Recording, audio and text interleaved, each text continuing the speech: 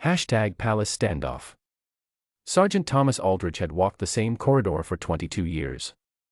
Left foot first, always. Past the tall windows that looked out onto the garden. Past the narrow table with the silver vase that someone refilled with fresh flowers every Monday morning. Past the dark wooden frames that held the faces of people who had, in one way or another, shaped the history of this palace. He knew every crack in the plaster. He knew which floorboard near the third window creaked if you stepped too close to the left edge. He knew that in winter, cold air slipped under the far door and turned the whole corridor into something that felt more like a church than a hallway. He did not mind any of it.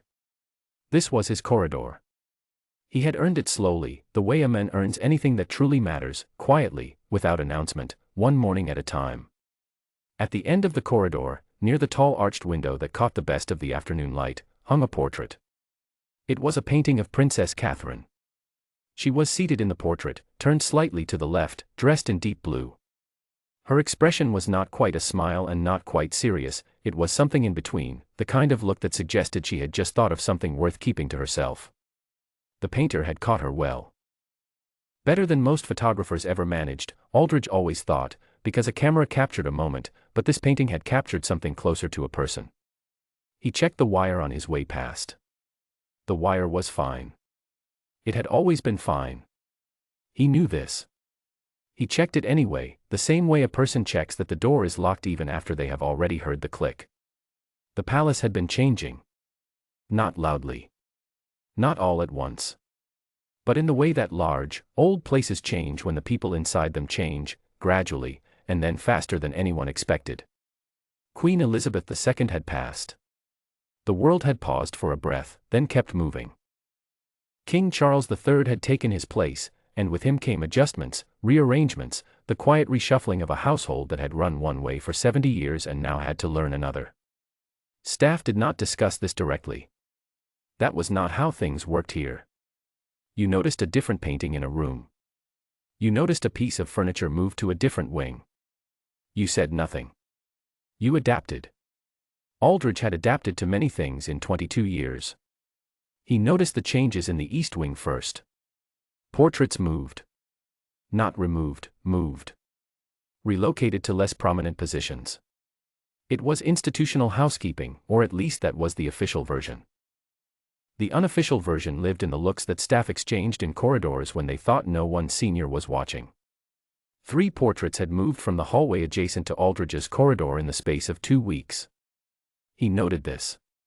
He said nothing. He checked the wire. They came on a Tuesday. 2 men.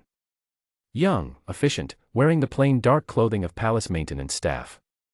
They brought a padded trolley, the kind used specifically for moving framed artwork. One of them carried a clipboard. Aldridge was at his position near the far end of the corridor when he heard the trolley wheels on the marble floor. He turned. The men walked with purpose, which meant they had been given clear instructions and expected no complications. People walked like that when they thought the job was simple. Aldridge had learned to notice the difference between people who expected a conversation and people who expected a task. These 2 expected a task.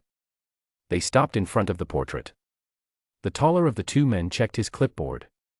Then he looked at Aldridge, and something in his expression shifted slightly, a small recalculation happening behind his eyes.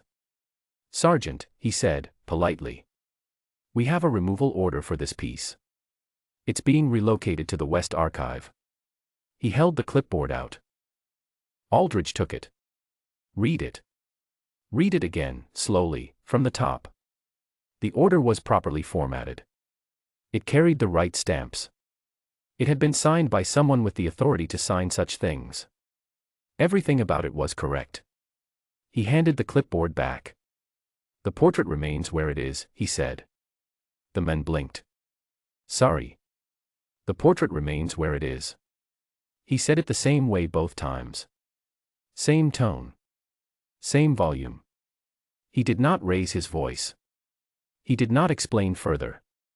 In Aldridge's experience, explanations invited negotiation, and he was not interested in negotiating. The 2 men looked at each other. The taller one reached for his radio. Aldridge waited. He did not move from his position. He checked the wire. 14 minutes passed. He knew because he counted them. Not out of anxiety, simply because Aldrich was a man who measured things. He measured his steps in the morning. He measured the time it took to complete his rounds. He measured the distance between himself and whatever was in front of him. Precision was not a habit for him. It was closer to a language.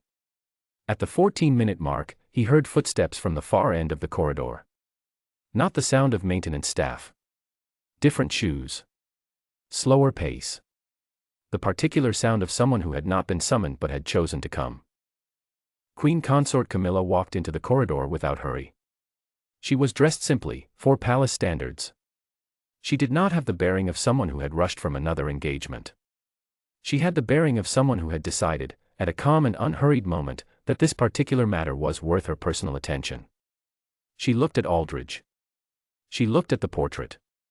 She looked at the two men with their empty trolley. Then she looked at Aldrich again. "Good morning, Sergeant," she said. "Good morning, ma'am." Her voice was measured and warm in the way that voices are warm when they are doing real work, not performing warmth, but using it as a tool, carefully, in the way that skilled people use their best tools. She thanked him for his years of service. She said it genuinely, which surprised him slightly. Then she explained the reordering.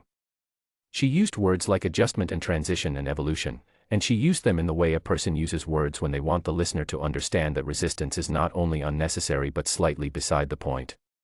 She was, Aldrich thought, extremely good at this.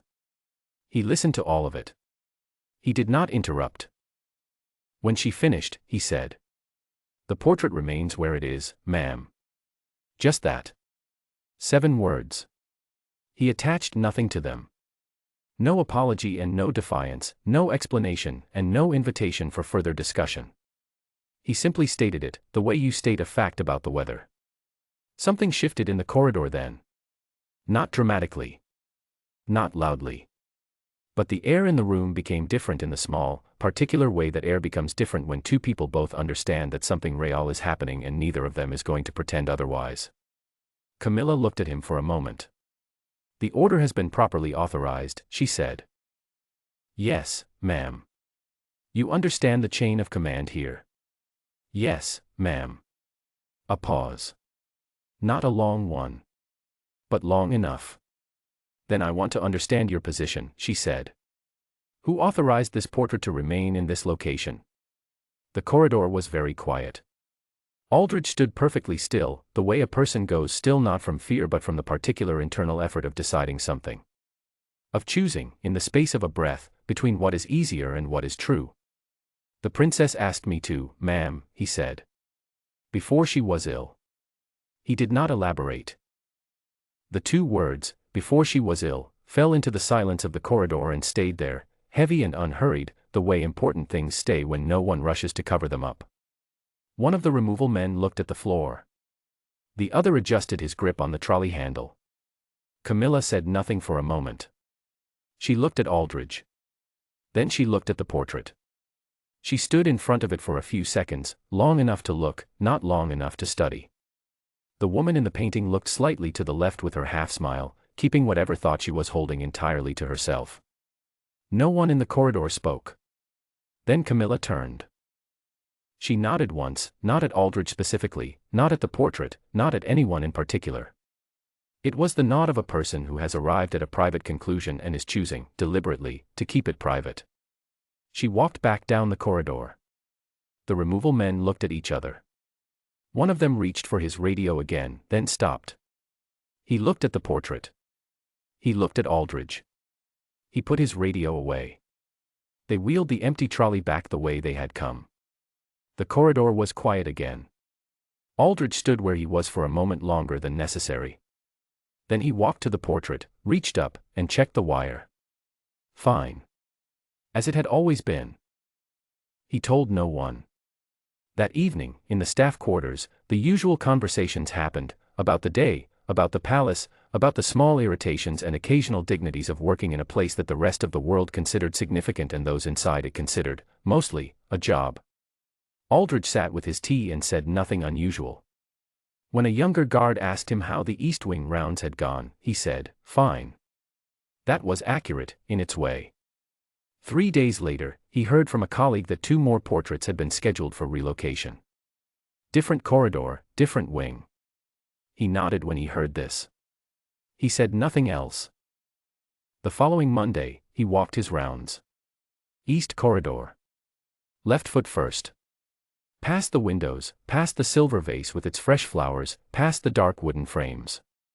At the end of the corridor, the portrait of Catherine still hung in its place near the tall arched window, catching the afternoon light the way it always had. He stopped in front of it for a moment longer than usual. In 22 years, he had never once spoken to a painting. He was not the kind of man who did that sort of thing. He stood there anyway. Quietly. For longer than his rounds strictly required. Then he moved on. A week after that, walking the adjacent hallway, he passed 3 walls where portraits had recently hung. The hooks were still in the plaster. Small, dark hooks with nothing on them, which somehow looked worse than bare wall would have, because they made it obvious that something had been there and was no longer. He looked at the empty hooks for a moment. He did not name what he felt when he looked at them. He kept walking.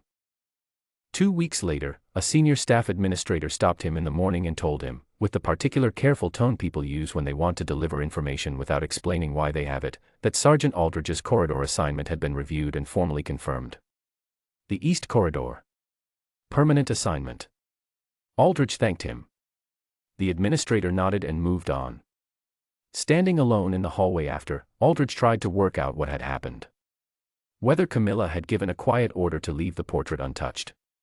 Whether someone above her had heard about it and intervened. Whether the removal had simply been deprioritized and forgotten. Whether his defiance had cost something he hadn't been told about yet. He could not work it out.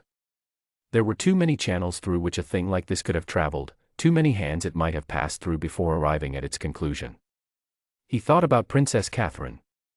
About the afternoon she had walked this corridor, not an official visit, not a scheduled engagement, but one of those ordinary, unannounced movements through the palace that happened when a person felt comfortable enough to simply exist in a place without performing their existence.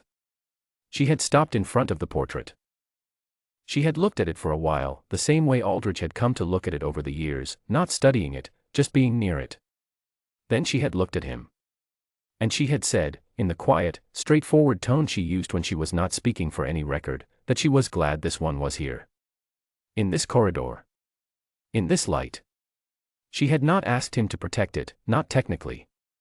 She had only said she was glad it was there. He had understood what she meant.